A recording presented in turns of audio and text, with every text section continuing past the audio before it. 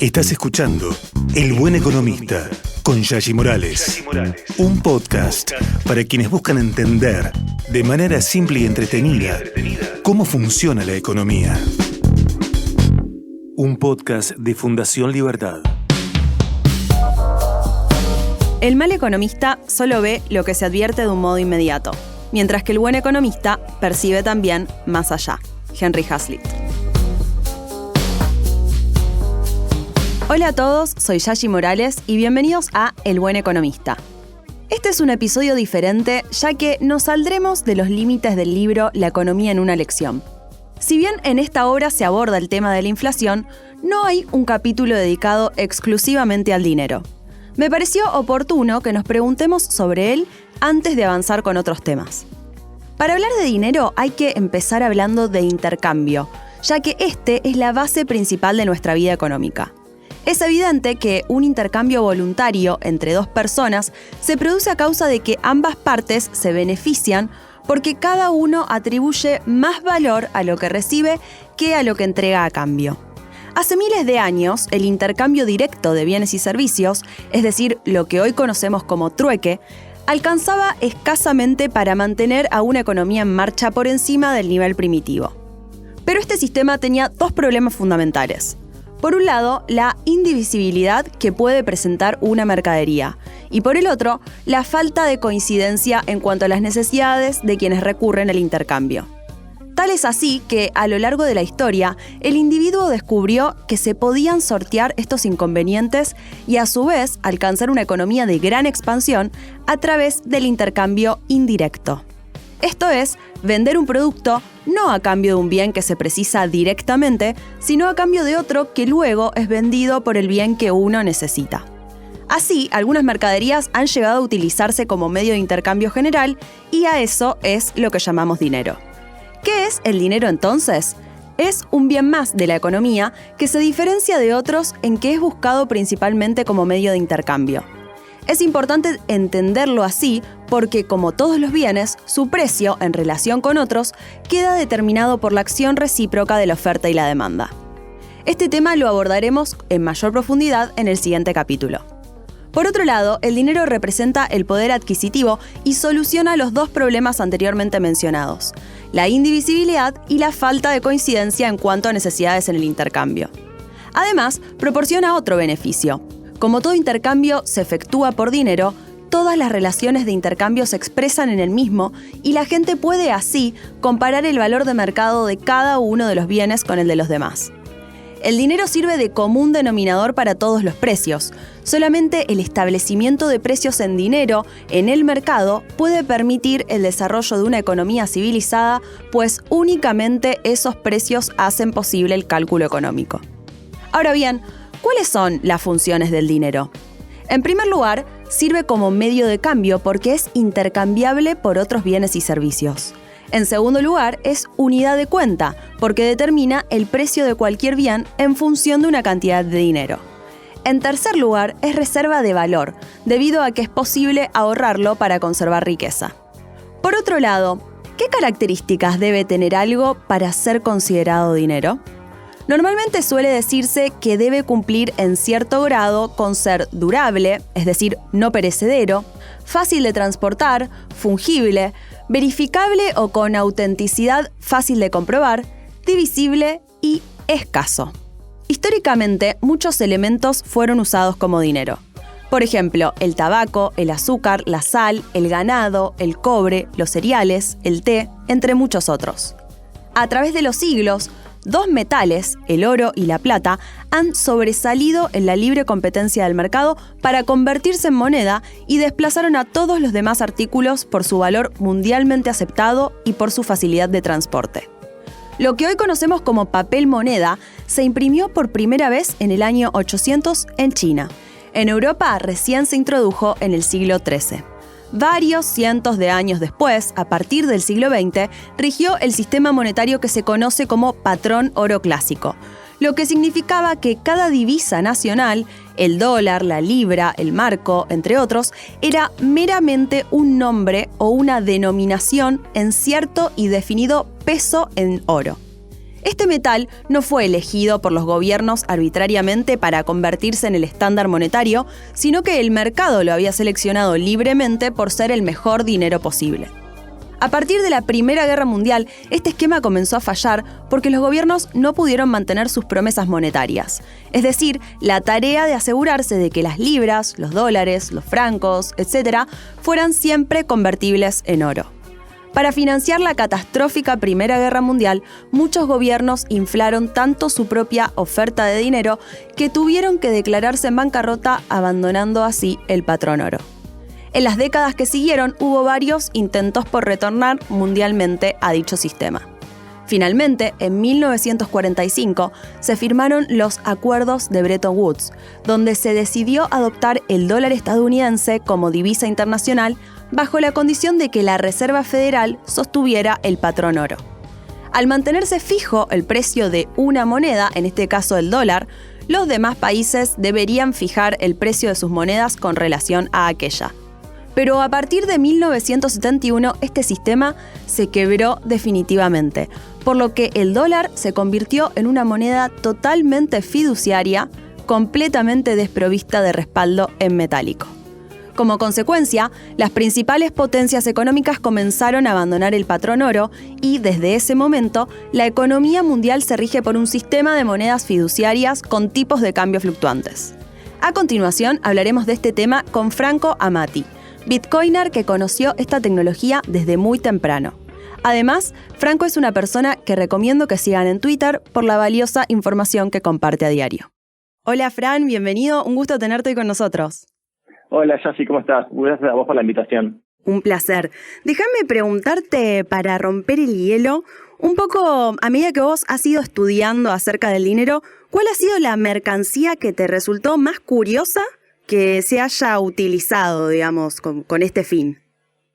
Y más curiosa, hay muchas cosas raras, desde piedras en Asia, piedras que no sé, que eran escasas y empezaron a utilizar de dinero, a no sé, las cosas que pasan en las cárceles o prisión también es bastante loco, ¿no?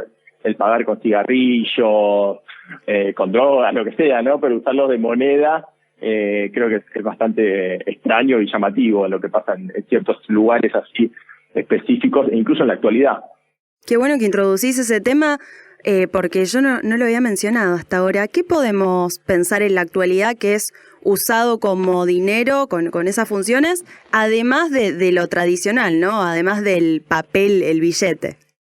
Y bueno, el oro todavía, si bien no como en otros lugares, en ciertos lugares del mundo, no como en otras épocas, mejor dicho, pero en ciertos lugares del mundo todavía se lo considera dinero y se lo utiliza bastante. Y desde ya, bueno, yo justamente vengo del palo digital y todo de tecnología y todo demás, bueno, ahí tenemos montones de sustitutos del dinero, cosas que usan como el dinero, y después está en el gran debate si son monedas, no son monedas, son dinero, todo es gran cosa, pero bueno, abriendo a Bitcoin, llegando ahí, tenés un abanico de un montón de cosas que, bueno, algunos las usamos como dinero, otros las usan como inversión, pero hay algo ahí que se está viniendo y que puede ser en el futuro, creo que tal vez mucho más utilizado. Excelente, dejo un asterisco ahí para volverte a preguntar sobre esto en unos minutos. Después volvemos, dale. Me encanta este tema y aparte quiero aprovecharte a vos puntualmente en esto. Pero antes déjame preguntarte, ¿qué visión tenés con el diario del lunes, digamos, qué visión tenés y habiendo también hecho un recorrido histórico de esto, de lo que fue el patrón oro? ¿Qué significó para vos? Para mí fue un gran progreso para la humanidad y demás. Yo siento que es una lástima que lo hayamos perdido. Obviamente hay economistas que van a decir lo contrario. Y creo que de a poco vamos a terminar volviendo, no sé si a un patrón oro, pero sí a otras cosas que lo emulen o lo imiten de cierta manera para lograr esos atributos que fuimos perdiendo, que a medida que es como que fuimos agregando capas, ¿no? En el oro al principio se utilizaba el oro directamente, después pasamos a usar monedas que eran en oro, después pasamos a usar billetes que estaban respaldados en oro, después esos billetes pasaron, que eran como pagarés de oro, ¿no? Los primeros billetes, después pasamos a tener, en un momento después pasamos a tener billetes que el oro estaba en Bretton Woods, Estados Unidos lo tenía, mantenía una paridad con el oro, después eso se perdió en 1971 con Nixon, y pasamos a tener billetes que ya no tienen ningún tipo de respaldo en oro y demás. Así como fue un proceso muy gradual de muchos años que fue pasando y lo fuimos perdiendo. Y a medida que fuimos perdiendo también empezamos a perder todos los atributos que tenía y que originalmente habíamos elegido el oro, ¿no? O el oro o otros metales preciosos y demás, ¿no? La escasez, el hecho de que nadie lo puede emitir, todo ese tipo de cosas. Y creo que tal vez terminamos en el futuro tal vez yendo a otra cosa. Ojo, tal vez pasa algo tal vez bastante distinto, que es que terminamos usando herramientas distintas, una para atesorar, digamos, y otra para el consumo del día a día. Que antes el dinero se lo pensaba, o la moneda en sí, como que tenía que cumplir varios atributos, y esos dos atributos estaban juntos. Uh-huh. Tal vez a medida que pasa el tiempo empezamos a tenerlos separados, ¿no? Para el día a día usamos una moneda que tal vez pierde un montón, y bueno, en Argentina mismo lo vemos, tenemos una inflación del 100%, y aún así usamos los billetes, también que tenemos cursos forzosos que nos obligan, ¿no?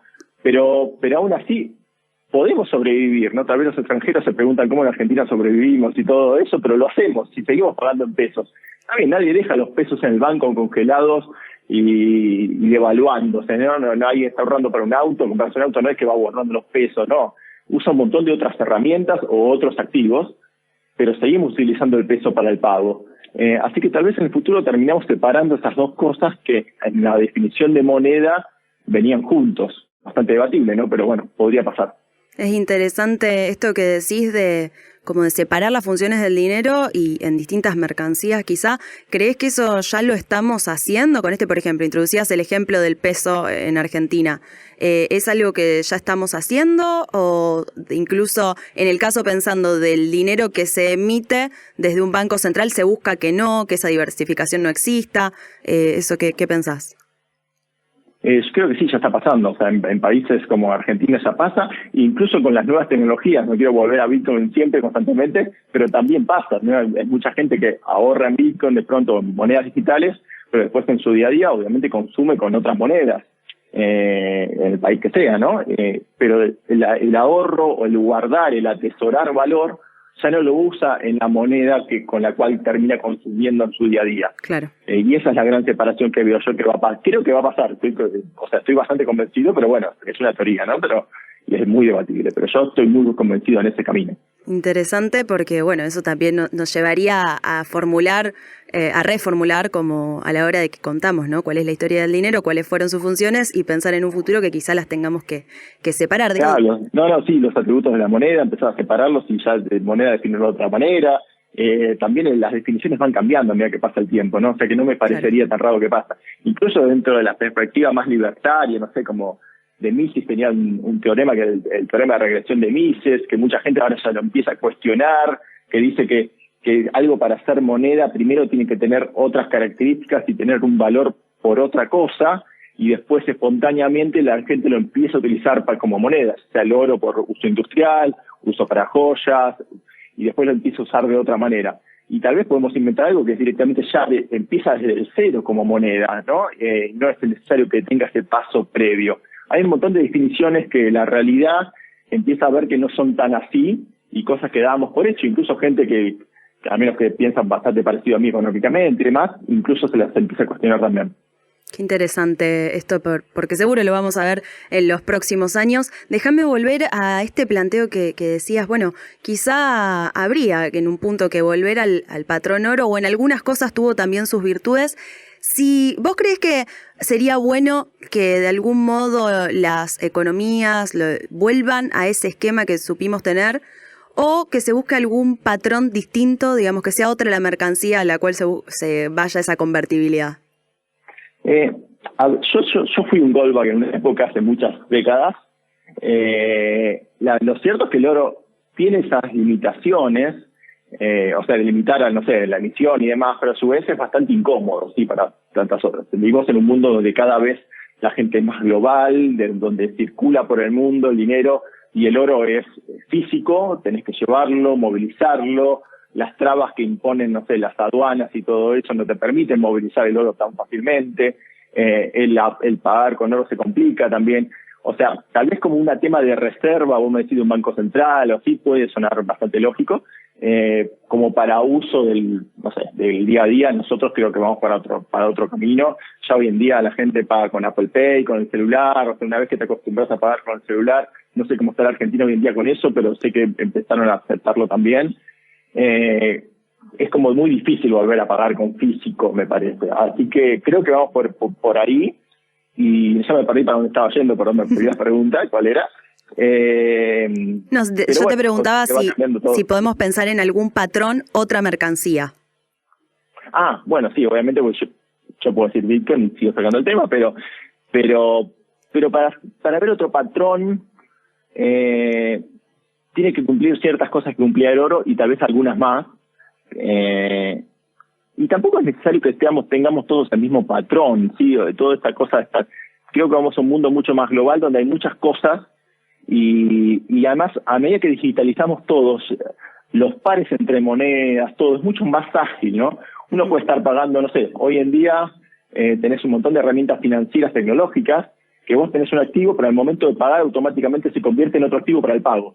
Y el usuario ni siquiera se dio cuenta de esa conversión. Ojo, también lo tenemos con las tarjetas de crédito, ¿no? Uno paga, tiene una tarjeta en pesos argentinos, pero está en Europa y paga con la tarjeta y en el momento se convierte a otra moneda y pagamos con esa otra moneda. De esa misma forma, creo que todo es mucho más ágil y no necesitamos tanto un patrón uniforme entre todo el mundo. Tal vez espontáneamente se empiece a dar por necesidad o no por necesidad, por practicidad, pero creo que la tecnología está cambiando mucho eso y está permitiendo que tengamos esas otras cosas que ya no importa tanto. ¿Cuánto te preocupa, pensando en estas cosas que decías, ¿no? Que se puede pagar digital, que uno puede pagar con el teléfono? ¿Cuánto te preocupa la privacidad en todo esto? Muchísimo. Lamentablemente todas las opciones que se están popularizando de pagos digitales pierden privacidad. Hay una limitación técnica generalmente que, bueno, siempre que pagamos algo digitalmente, o sea, salvo con criptomonedas, ¿no? Pero siempre con todo pago digital hay un custodio de esos fondos, ¿no? Cuando pagamos con banco, el banco tiene los fondos. Cuando pagamos con PayPal, el PayPal tiene los fondos. Y obviamente esa entidad que custodia los fondos también se da cuenta en dónde se están consumiendo, a quién va a estar yendo el dinero. Entonces queda todo un mapeo del uso financiero de uno para esa empresa o para ese banco, lo que sea, claro. Bastante claro, ¿no? Y obviamente esa información después un gobierno puede solicitar o pueden pasar, depende del lugar del mundo, pueden pasar un montón de cosas, pero esa información puede estar accesible a otra gente que también nosotros no le habíamos confiado inicialmente. También, ojo, también hackeos, ¿no? Sabemos cómo pasa que las bases de datos se venden al mejor postor en Internet, ¿no? Uh-huh. Lo mismo puede pasar con nuestras bases de consumo y todo lo que consumimos, nuestros statements bancarios o nuestros resúmenes de tarjeta de crédito. Todo ese historial acumulado es información valiosísima para un montón de gente, para bien y para mal, y bueno, nos compromete como usuarios. Esto que decís de para bien y para mal, ¿sos más bien optimista o pesimista con todo este avance tecnológico que, como vos bien decías, bueno, nos puede facilitar un montón de cosas, pero al mismo tiempo también deja un montón de rastreo y un montón de posibilidades de ser quebrantable, digamos? ¿Sos más bien pesimista o optimista?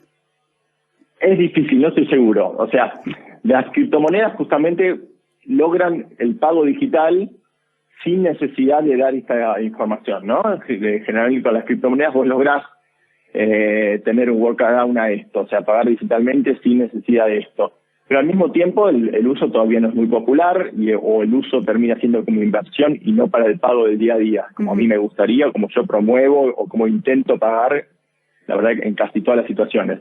E incluso a veces cuando uno paga con criptomonedas, cuando lo paga una empresa, no sé, compra un ticket aéreo para viajar con criptomonedas, aún usando criptomonedas, igual quedo escrachado en bases de datos, porque realmente las empresas usan un procesador de pagos de criptomonedas que hacen que esos bitcoins se conviertan en euros o en dólares y a la empresa le lleguen de los dólares a euros, y ahí en el medio hay una empresa que sabe quién soy, a quién llegó el dinero y todo ese tipo de cosas. O sea que aún cuando usamos criptomonedas también perdemos un poquito todo eso.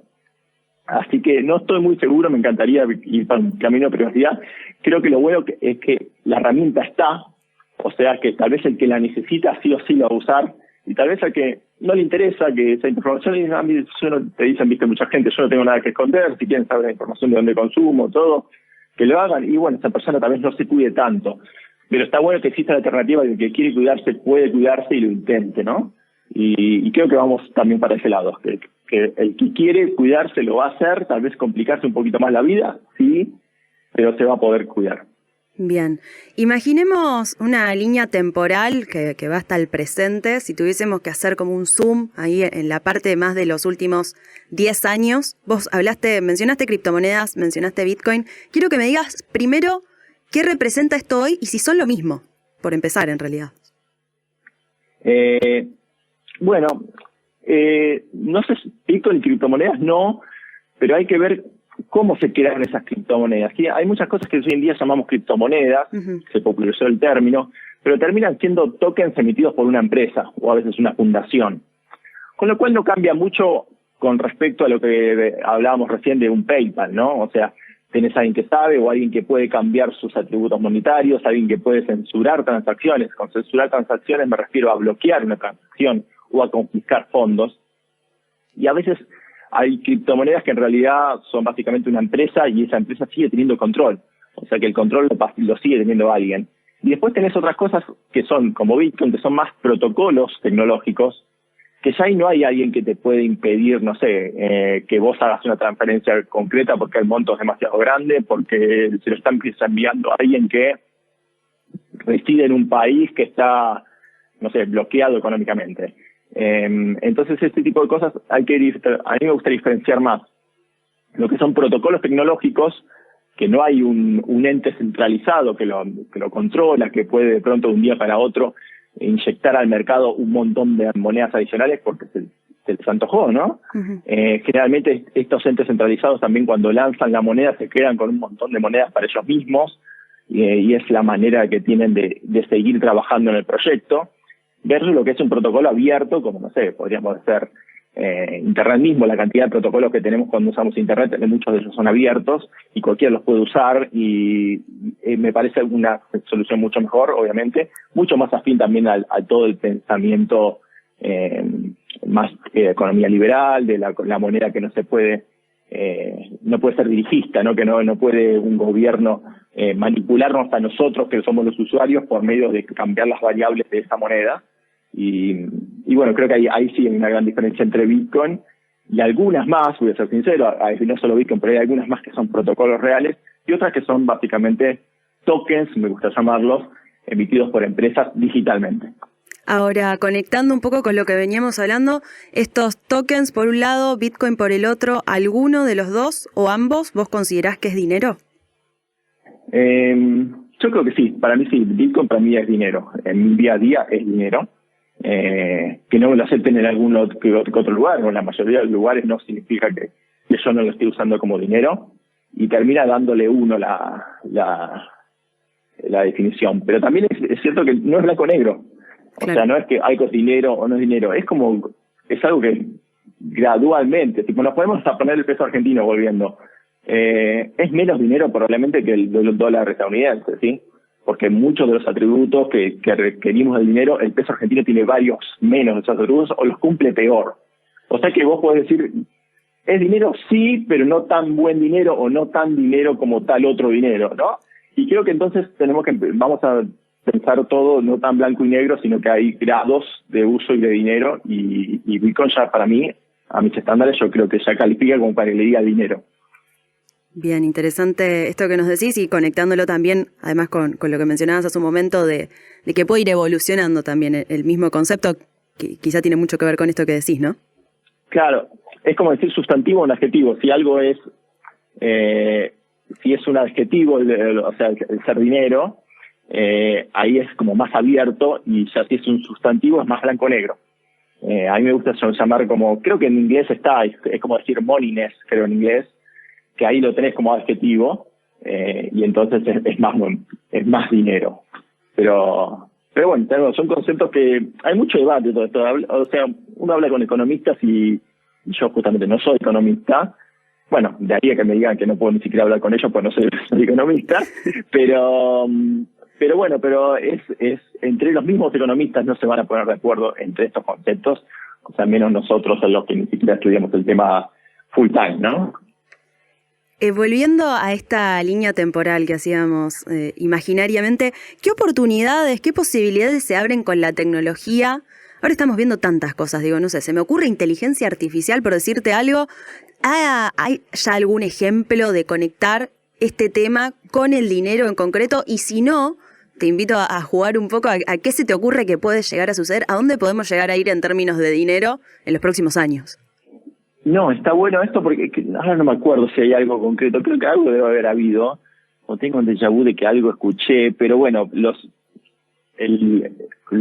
protocolos como Bitcoin están buenos para la inteligencia artificial porque es una inteligencia artificial, podría usarlo libremente el protocolo. Cuando vos te decís una inteligencia artificial que quiero pagar algo, no se puede crear una cuenta de PayPal. Tendría que, o sea, para crearte una cuenta de PayPal o una cuenta bancaria, la inteligencia artificial tendría que presentar el Know Your Customer, su identidad real en el mundo, como claro, para que le creen la cuenta o para que le den acceso a PayPal o a la API de PayPal.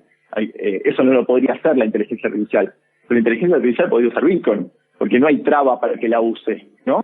Entonces podría hacer pagos libremente y no sin necesitar pedirle permiso a un programador, a una persona para que le creen esta cuenta o le den acceso a la cuenta de una persona para mover ese dinero que en el fondo es de una persona.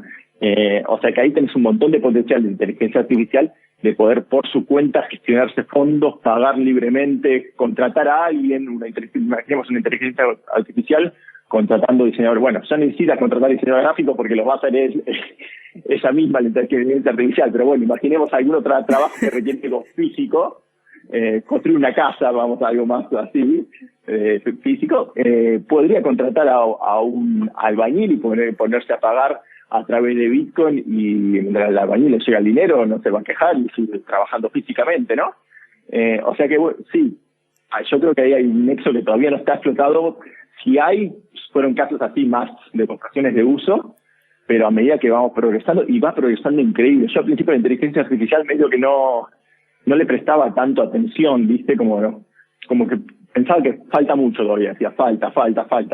Y de pronto vemos que en un año un progreso tremendo, que cuando creías que no podías hacer, hacías una imagen de inteligencia artificial, no sé, en Midjourney y todas esas plataformas, eran una cosa bastante fea al principio, y en un año progresaron a nivel que yo las estoy usando en mi día a día, ya, ¿viste? Necesito una imagen de algo, la redacto, necesito una imagen de ta. Lo que progresó, eso fue rapidísimo, fue en un año.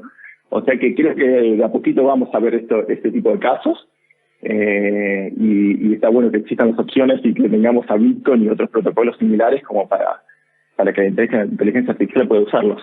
Déjame conectar este futuro que imaginamos y que en realidad quizá mucho también se nos escapa de la imaginación, con el presente y con Argentina mismo, porque estamos hablando de Bitcoin, hablamos de criptomonedas, pero también yo veo, y quiero saber qué opinás, que en Argentina está un poco las dos cosas. Hay una gran comunidad de bitcoiners o de personas que conocen al menos de criptomonedas y a algo se dedican relacionado con eso.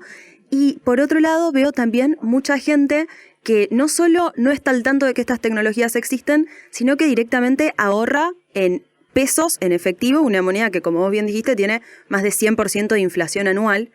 ¿Cómo crees que se puede cerrar esa brecha? Si es que vos ves esto también, y cómo crees que podemos hacer para contribuir a que eso se acerque un poco, ¿no? Esas dos partes. Yo creo que, si bien podemos decir que pasa, creo que cada vez menos. En Argentina es un país donde ahorrar en pesos es muy suicida. Es como que la realidad te hace aprender a que no tenés que hacerlo. O sea, no creo que quede tanta gente, pero bueno, que hay casos, sí, que hay casos que ahorran y guardan pesos argentinos en una alcancía. Sí, los hay. A veces en las redes justamente aparece un caso y están todos burlándose de un pobre tipo que todavía no tiene la educación financiera para darse cuenta que eso no hay que hacerlo. Pero creo que a poco, se va dando espontáneamente por la realidad misma. No sé, podría decir ya casi darwinismo, ¿no? Pero es como que de a poco eso termina no pasando porque te das cuenta que te perjudicás. no soy muy, o sea, si bien me gustaría que las escuelas den educación financiera, además, también todo el sistema está bastante corrupto y al mismo tiempo decís, ¿qué le van a enseñar a las escuelas a los chicos si el Banco Central existiera cuida la moneda? O sea, realmente los contenidos que lleguen de estudiar educación financiera para que estas cosas no pasen, realmente van a llegar a la gente y van a ser lógicos, no sé. Bueno, eso va a otro debate ya educativo. Pero creo que la mejor solución para esto es la realidad y chocarse con la pared de vez en cuando y aprender por la fuerza. Y bueno, los argentinos en eso estamos bastante bien aprendiendo por la fuerza. Esto que decís del Banco Central y la moneda, ¿crees que hay, o se te ocurre, así si es que viene a tu mente, alguna especie de mito o algo que se crea comúnmente en la Argentina en relación con el Banco Central o con la moneda, o algo que a vos te gustaría desmitificar? Bueno, el tema de las reservas, hay montones de gente y eso sí es bastante más común, que todavía cree que hay reservas para cierta cosa, para la emisión y todo eso es una gran ficción que en alguna época yo mismo también creía, y a medida uno que se va enterando cómo funciona el mundo y cómo se funciona el sistema financiero, ya no solo de Argentina, sino de todo el mundo, se da cuenta que no están así, y ahí empieza a decir, no, pero esto no puede ser así, tengo que defenderme, tengo que tener un backup ante esto, y bueno, ahí busca otras alternativas, pero sí, es una gran ficción. Yo soy de la posición ya que directamente el Banco Central ni siquiera debería existir, pero bueno, si existe y funciona medianamente bien, o sea, pongámosle el Banco Central, no sé, por tirar un ejemplo mexicano, ¿no? O que funcione, bancos centrales que funcionan medianamente, digamos, no afectan el día a día del individuo, del usuario de esa moneda de forma negativa.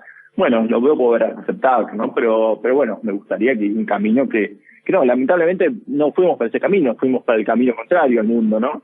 Y hoy en día cuando hablamos de cerrar un banco central, es como que nos miran como locos y nos dicen que tenemos que explicar cómo funcionaría el mundo sin un banco central, cuando para uno es tan sencillo, es mucho más simple justamente, los individuos pactan, intercambian y se termina viendo un precio de la moneda que surge por el propio intercambio de los individuos y el orden espontáneo.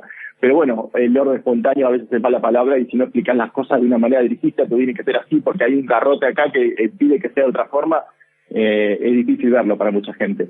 Pero tenemos que tratar de demostrar cómo funcionaría una economía sin banco central, más allá que tenemos algunos ejemplos en el mundo ahí muy alejados que todavía los que defendemos esta postura podemos citar. La mayoría de la gente cree que no es posible ni siquiera. Excelente, me encanta porque nos dejas un montón de disparadores para seguir investigando sobre estos temas tan apasionantes. Déjame que te pregunte esto último, que es algo que le pregunto a todos los invitados que pasan por este podcast. Si tuvieras que recomendarle un libro, y en este caso, aprovechando que a vos te gusta tanto la tecnología, quiero abrir a que sean podcast, páginas de internet, la recomendación que nos quieras dejar a un joven que en este caso está intentando conocer más acerca del dinero y aprender y quizá un poco también imaginar qué es lo que se puede llegar a venir. ¿Qué sería? Y me gustaría un podcast. Hay un podcast en español, hecho por un chico español que se llama Lunaticoin, que es un podcast que empezó siendo de Bitcoin, pero es alguien que llegó al camino opuesto. O sea, yo llegué desde la economía y desde la cosa monetaria y de inversiones, llegué a Bitcoin, y es alguien que llegó desde Bitcoin a entender cómo funcionan los bancos centrales, cómo funciona el patrón oro, cómo funcionan todo eso. Y entonces el podcast, si bien empezó siendo algo de Bitcoin, hoy en día tiene montones de episodios que hablan básicamente de economía, de la historia del dinero y de justamente este tema que está tratando, pero en podcasts larguísimos de 2 horas en español, que son muy cómodos. Y bueno, es Lunaticoin. Si lo buscan así, está en todas las plataformas, está en YouTube, está en todos lados, lo pueden encontrar. Y bueno, hay episodios que son muy técnicos, pero viendo los títulos uno se da cuenta cuáles son de cosas no tecnológicas y puede profundizar por ese lado. Excelente, Fran, me encanta esa recomendación porque soy una fiel oyente de Luna, así que bueno, muchas gracias y un placer tenerte con nosotros. No, muchas gracias a vos. Y así llegamos al final del episodio de hoy.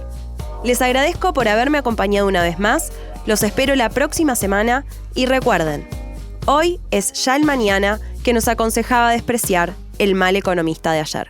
Hasta pronto. Esto fue El Buen Economista con Yashi Morales.